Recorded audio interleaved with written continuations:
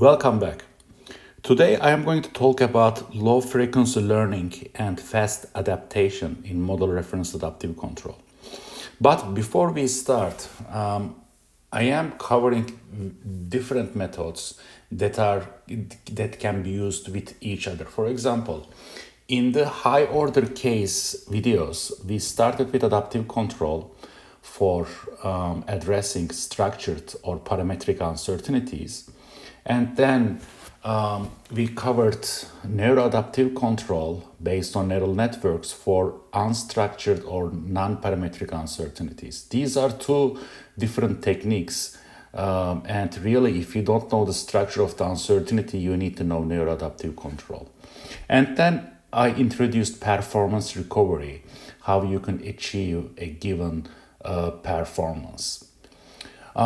This is right, you are achieving, recovering the ideal performance captured by the ideal reference model.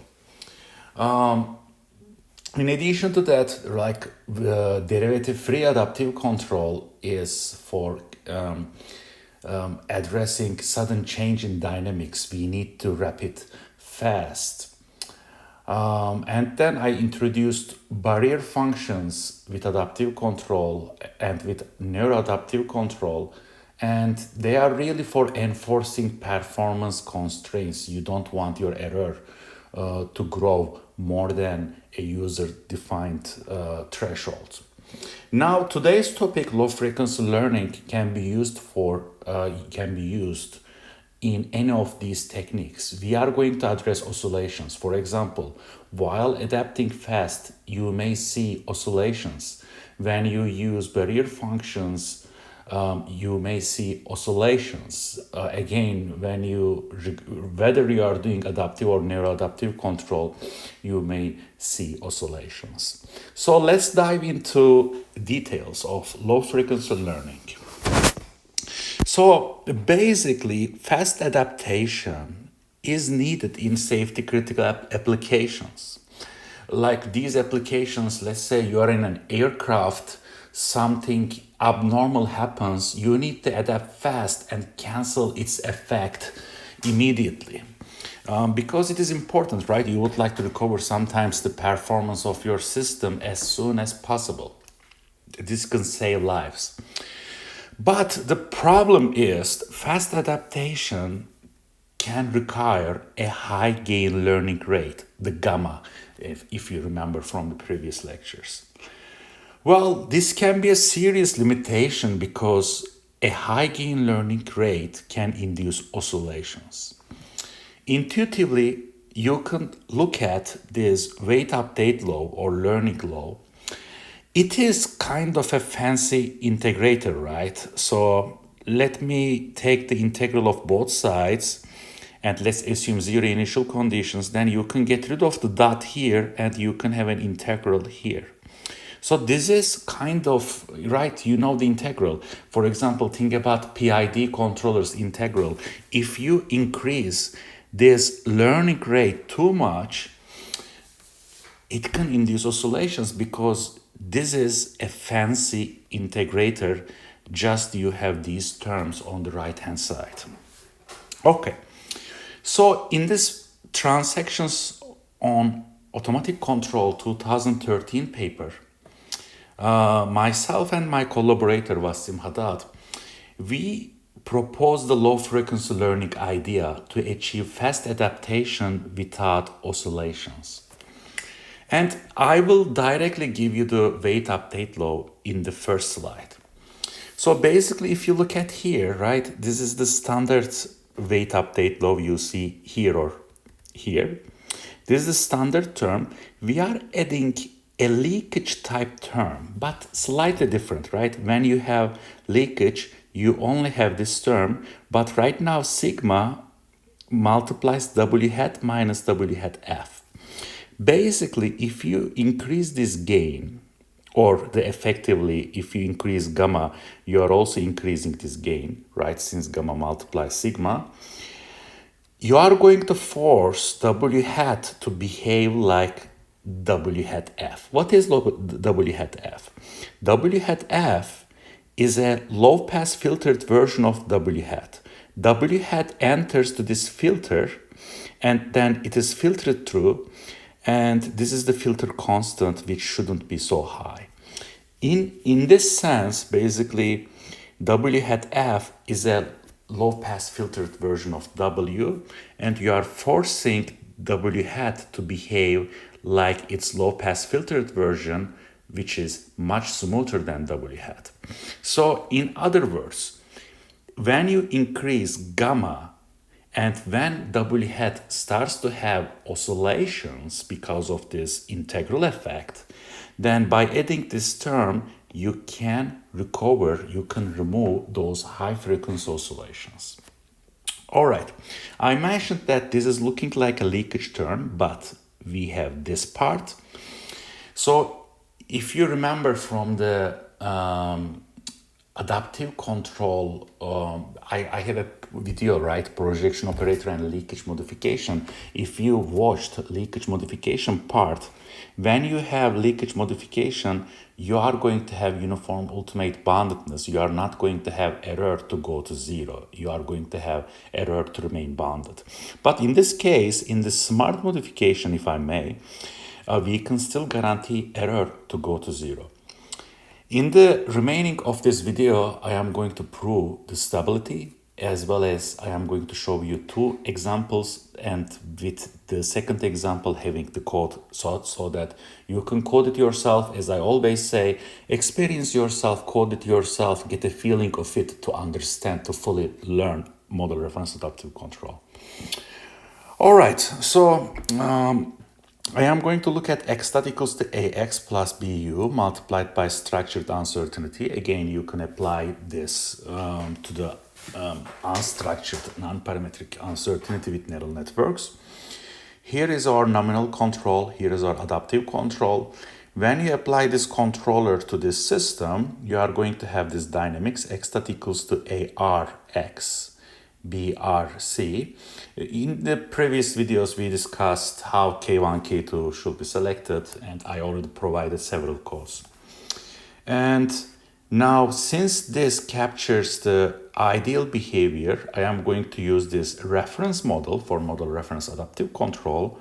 So I am forming this, I am defining the error as x minus xr. So if you calculate x dot, which is x dot minus xr dot, you are going to have the same error dynamics we have before, because we are not changing that part of the model reference adaptive controller. We are just going to add, we are just adding this term here and here. All right, so I am directly jumping to the Lyapunov-like equation. We have E transpose PE and gamma inverse trace W tilde transpose W tilde. And W tilde is W hat minus W. I am also going to add, since we have one more dynamics in the system, which is the estimation, filtered estimation error, which is W hat F minus W. I am also adding another function, sigma gamma F inverse trace of W tilde F and W tilde F. All right, once you take the time derivative of this Lyapunov-like function, you have 2EP E dot, 2 trace W tilde transpose multiplied by this part of the W hat dot. And by the way, right, so we also have gamma here, but it get cancelled with gamma inverse here. Same in here, we have gamma inverse F, which is cancelled with gamma inverse here. So you have this Lyapunov derivative. Everything nicely follows from this video that I mentioned, that I am going to refer many times in the following videos. You should watch and learn this to fully understand the theory behind the adaptive control in general. So if you look at this term is nothing but minus E transpose RE. We covered this in this video because of this Lyapunov equation. If you look at this term and this term, they are going to cancel them their effect because of the trace property I explained on this video. To make the long story short, if you apply these two bullets to this V dot, you are going to have this remaining terms on the right hand side.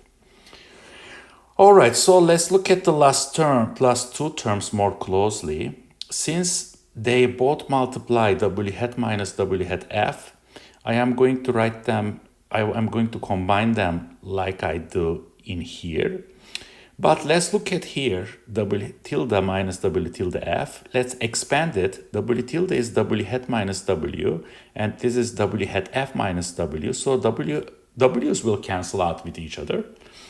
So you arrive minus 2 sigma W hat minus W at F multiplied by the same. So that this is like X transpose X, which is guaranteed to be less than 0 since you have the negative sign. And you arrive so that, you know, from here you can actually, right, we are ignoring a term here. So let me write it here to be more precise. So we end up having this, we ignore this term since this is negative definite. So we end up having minus E transpose RE, which is less than or equal to 0. So from the Lyapunov stability theory, this guarantees, we say that system is stable in the sense of Lyapunov equivalent to say error, W tilde and W tilde F are bounded. Now we are going to apply Barbalat's lemma. To apply Barbalat's lemma, let's calculate W dot dot. Basically, we have this one, or equivalent to this one. We applied Barbalat's lemma before, so again, you can find all the details on this foundations of stability analysis video. I am going to be a little bit fast because I explained this before and I don't want to be repetitive. But basically, in the V dot dot, since the left-hand side contains bounded terms, and remember, this is X and theta contains local Lipschitz function, meaning that, for example, theta of X cannot contain a term like 1 over X. It is not local Lipschitz. So meaning that if error is bounded, and since XR is bounded, theta is guaranteed to be bounded. This is bounded because of this. This is bounded because of this. Likewise this. So right-hand side of V dot dot is bounded, meaning that from Barbalat's lemma, V dot goes to 0 as t goes to infinity. But what is V dot dot? It is basically E transpose RE. This implies error to go to 0 as t goes to infinity. As I mentioned, you can easily use low-frequency learning idea for the case when you have unknown control effectiveness metrics or within the context of neuroadaptive control. All you need to do is to add these modification terms and this low-pass filter to your weight update law, and you can use this with any adaptive control approach. All right, so let's look. This is the example from this transactions on automatic control paper. And on that paper, there are discussions, technical remarks that fully explains this idea. And I believe for safe adaptive control, what I mean by safe, right? So safe, for example, has multiple meanings. For example, when you use barrier functions, safety means error needs to be constrained within a region, user-defined region. It also means that I don't want oscillations. Your actuators, if you have oscillations, would not be able to execute those control signals. In other sense, safety means, right, you would like to have a predictable performance, so performance recovery is important. All of these basically forms the notion of safety. Within the context of this lecture or low frequency learning, we address one safety issue, which is, for example, when you would like to have fast adaptation, like in this wing crack dynamics example, when an aircraft exhibits oscillations because of this wing crack phenomenon, we would like to remove those oscillations. For example, when you use standard model reference adaptive control with gamma 100, This is the x1 and x2 states. C is the command, which is the black dotted line. Look at this control signal. This control signal has a lot of oscillations, which is not practical. But when you employ low frequency learning with the same adaptation gain of 100, you remove all these oscillations from this control signal. It is pretty smooth and nice and implementable. Here is the key idea of low frequency learning, right? I maintain the same adaptation gain 100 because I don't want to use gamma to be 1, 0.1, 5. I would like to adapt fast as possible. So if you look at here, we adapt real fast, and after here we recover the performance without oscillations. The standard adaptive control also adapt fast with 100. So if you use a sufficiently high learning rate, gamma, you are going to adapt fast. But here, the idea is to prevent those oscillations. We would like to achieve a same level of performance, but without oscillations. So that's why it is key that you maintain the same high gain learning rate, but introduce this low frequency idea to get rid of those oscillations. All right, so now again, I mentioned at the beginning of this video, I want you to code this yourself, experience this for various systems. So let me provide a MATLAB code as I often do in these lecture series. This is a standard code, basically cleaning process, simulation time and discretization sampling. I am choosing these A and B matrices. I am going to consider a W like this. Again, you can code it yourself. You can play with these values. And here is my uncertainty here, theta, sine of x1 multiplied by x1, x2 to the power of 3, x1, absolute value of x1 multiplied by x2. K1 and K2 chosen like this, A, R, B are choosing like that. Eventually, I'm going to use these gains. Lyapunov function, some initialization, nominal control, adaptive control, total control signal. I also use a command filter here. Reference model W hat dot F, the low pass filter, and this is the actual system data recording. And these are the standard plotting routine. You can pause the video, get a screenshot, and code it yourself. Basically, when you code it, include all of them into the single MATLAB file. First include this part, then include that part, and finally end your code with this plotting routine. Here are the results. Again, I want to adapt fast, so I starting from gamma equals to, I used first of all a standard model reference adaptive control without low frequency learning, and I increased my adaptation gain up to a point such that I adapt real fast.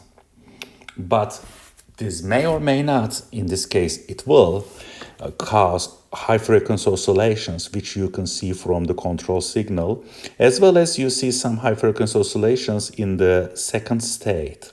You can think x1 as the position, x2 as the velocity state, if you want to link this to spring mass damper like system, although I am not using an identical system here. But this is just for visualization. Now, I am going to keep the same adaptation gain, but I am going to now introduce a low frequency learning with sigma 0.1 and sigma f 0.5. Now, as you see, we adapt fast, but without oscillations. Look at the smoothness of this control signal. It is very pretty. And you deviate a little bit at the beginning during the learning phase, but then you recover the performance really well. Maybe I should say a few words. This low pass filter constant, if you make it high, like 10, 20, 25, you are not going to benefit from low frequency learning, because in this case, W hat F will act like W hat when this is high, and this will contain high frequency oscillations. So it would be nice to keep it like I generally choose in applications between 0.5 to 2.5, although there is no generic rule about that. Remember, we are dealing with nonlinear systems. And for sigma, I start from really low number, 0.01, 0.05, 0.1, 0.2, 0.5, to see at what level I get rid of those oscillations. And generally speaking, again, I don't have a thumbs up. Basically, I don't have a definite rule about this, but start with a low number, increase up to a level that you achieve a smooth performance like this. All right, I hope you like this video. And again, remember, read the transactions on automatic control paper to get more feeling of it. And you can always leave comments if some point is not clear. I would love to explain. If you like this video, give a like, and we can go from there. All right, take care.